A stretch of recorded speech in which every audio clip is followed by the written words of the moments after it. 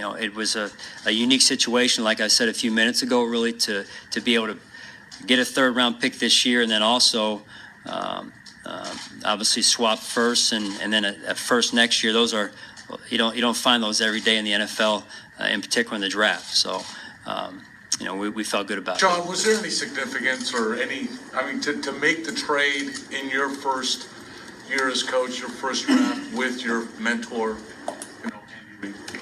Obviously there's a relationship there, and so you feel that the trust factor is there, no doubt about it, and so it makes the communication a little bit easier. But I'll give credit to Doug Whaley and the scouting staff and the work that they put in behind the scenes as well. Sean, it doesn't seem like a move like this can be made kind of within a 5-minute window. I mean, what kind of discussions and when did they kind of start? Just hey, would you be willing maybe to, or things like that? When did they start to evolve? Oh man, these are probably.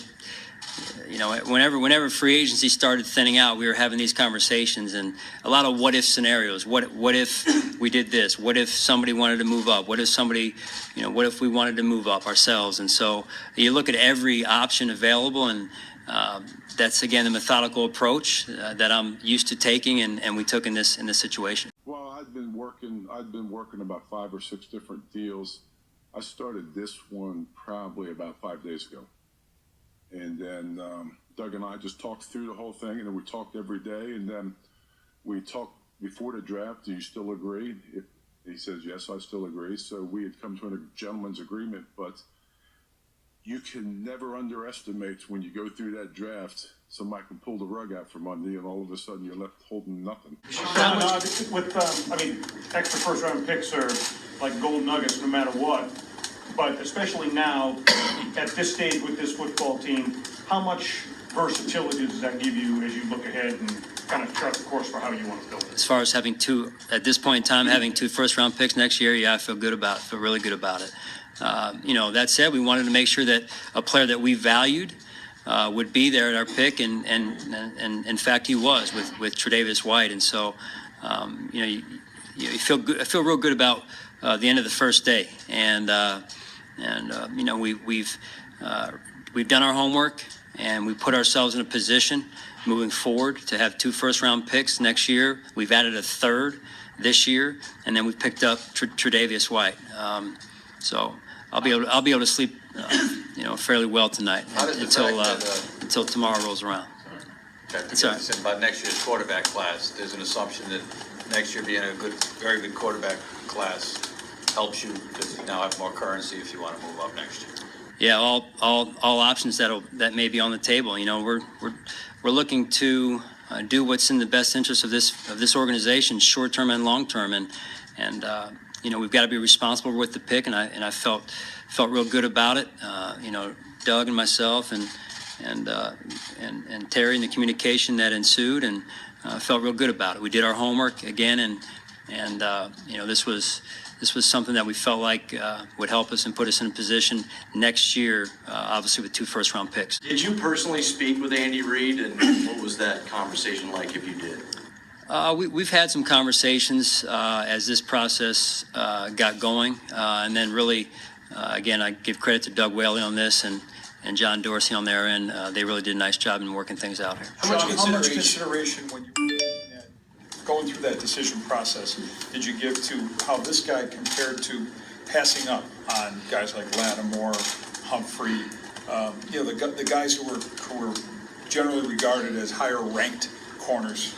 Yeah, sure. Fair question. You have to do that. You have to look at what you're potentially passing up on whenever you trade, whether you go up or you go down. You got to look at what could be there and what you're either gaining or what you could be trading away from. So we had those conversations and we did our homework on it. Yeah. Sean, how did your experience in Carolina? Because I know last year you guys had some kind of fairly inexperienced cornerbacks. How did that kind of play into this decision to wait to grab one? Well, I guess probably just more so than anything, having experience drafting a corner in the first round and starting a corner like we did 2 years ago. You look at everything. Experience is you learn from experience, and so if it helped, I would say just having gone through it before, maybe. Sean, as excited as you are about what you got today and what you got accomplished today. There seems to be a cloud hanging over part of this team with reports about your scouting staff, possibly Doug Whaley's job being in jeopardy. Are you confident? Do you foresee changes happening next week, immediately after this draft? I am absolutely 110% focused on right now what's going on upstairs with the rest of the first round and then the second and third round. That's what's in front of us right now. And if we were focused on anything else, we'd be making a mistake right now. That's where our focus is. Sean, you said to the This owners kid meetings was a that he, valedictorian in high school and just seems to check a lot of boxes on character. Obviously not an accident, but can you just reiterate, I guess, or mention how that is really factoring, it seems, in the trend of people you're bringing into this team, including your free agents? Well, it's we want to know what we're getting. I think that's big, and there's a lot of unknowns in the draft. There's a lot of unknowns in life in general, and so you try and move that, you try and close that gap as much as you can, and certainly with the character, the character in this case that Tre'Davious White has, we felt good about that person off the field. Again, wearing number 18, what that means at that school, 4-year starter, valedictorian, I believe 2-time valedictorian in high school. I mean, that doesn't happen every day, in particular at the corner position. So, that was definitely factored in. But then you go to the skill set on the field, and you're talking about a versatile player. He plays outside, he plays inside, he's a returner. He's going to have to earn the right, just like all of our players, just like myself. So, I feel good about it. you said at the owners meetings you were going to build the defense around corners who can tackle. There's some who say he's not really that physical of a guy compared to some of the other corners in this draft. Can you kind of just tell us how comfortable you are with his physicality and his tackling ability? Right, our corners are going to tackle, and Tre'Davious, no different. So, that was part of the evaluation process. We're able to check that box, and that's an identity that'll be shaped as we continue to move forward as a defense and as a football team. Coach, how does it feel to have the first player of your era as head coach selected, and it's done, it's in the books? Yeah, I feel good about it. I feel real good about it. Like I said, again, first day in the books, feel good about it. I feel like our homework has paid off. Our research and our time that we've put into it put us in a good position. Now I'm ready to start thinking about, again, what I said, what's going on upstairs right now and how we can get better tomorrow.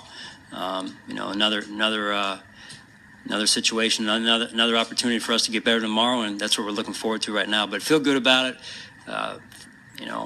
Be able to sleep a couple more hours tonight, and you feel good about when your hard work pays off, and that's not only mine, but the staff upstairs, the coaches, and everyone from the cafeteria staff to the whole organization. I mean, this is good for the Buffalo Bills organization, and so you feel good about it from that standpoint for sure. Sean, you mentioned character a bunch. I mean, were there any guys that just weren't on the board because of red flags in that area?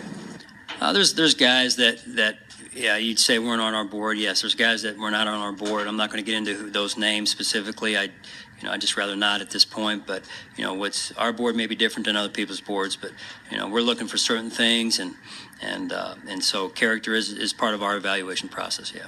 So, thanks, guys. Appreciate it. It does look like a great move. 4 picks in the top 91. They are probably going to get at least 3 starters. Might they be a blue chip prospect? Probably not. However, they are going to get at least 3 starters in a year where they need a bevy of different things. Go down the list. Wide receiver, you can make a case for a tight end. They need a right tackle. They could always use a quarterback. Yep. Why not? But I don't think they're going to take that this year. They could use a running back behind LaShawn McCoy now. This gives them some more flexibility in the later rounds to take one. On the defensive side, they could use a pass rusher because who knows if Jerry Hughes fits this defense. There's some parts to his game that doesn't fit Sean McDermott's style of a defensive end.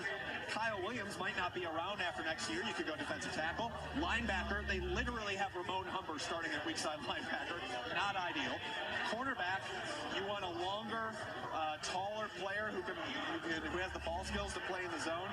And heck, even safety. So they have carte blanche here The Chiefs are making their pick. The Bills trading down that far in the first round. I'll tell you where there was probably an even bigger reaction.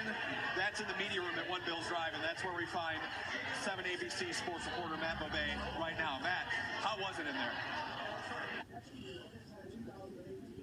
Joe, very rarely do the people in this room agree on personnel decisions, trades, all of these moves that are made. When the Bills traded down 17 spots with the Kansas City Chiefs, everybody, basically in the media room, let out a, wow, we can't believe that happened, and then basically agreed among ourselves that this is a really good move for the Buffalo Bills. Yes, there were a lot of options on the table. Maybe Marshawn Lattimore, O.J. Howard, Malik Hooker. There's so many names. There are multiple names.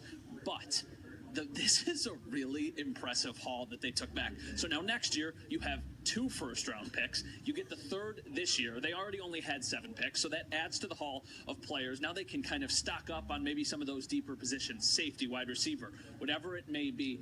And even though they're moving back 17, and that is a lot, you're definitely losing the caliber of player maybe that you could get at 10 compared to 17, or 27 rather.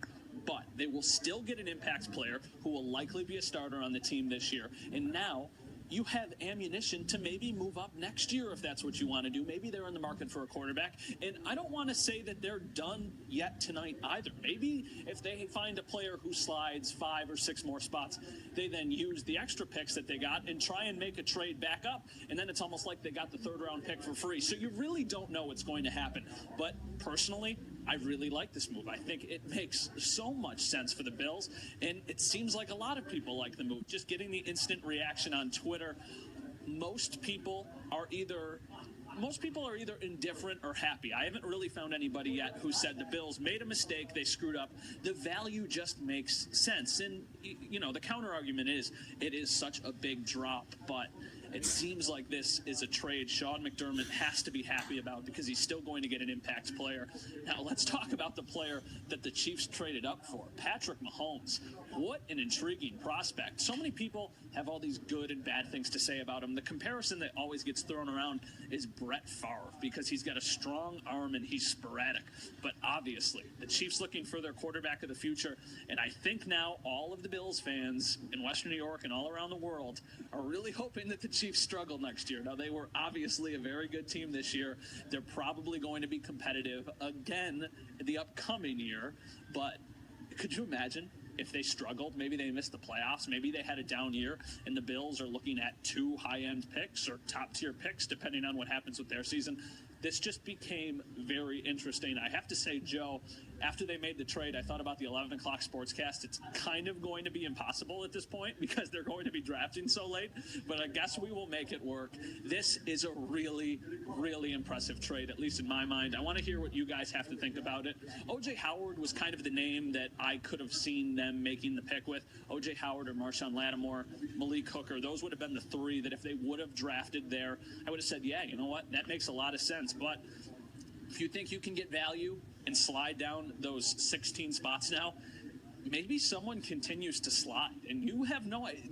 The way the first 11 picks have shaped out is chaos. I didn't see this happening. I don't think anybody did. So, this draft just got really interesting. What if Deshaun Watson is there at 27? Do they take him? Who knows? This is going to be interesting. Joe, we'll send it back to you. We've got to buckle up because a lot has changed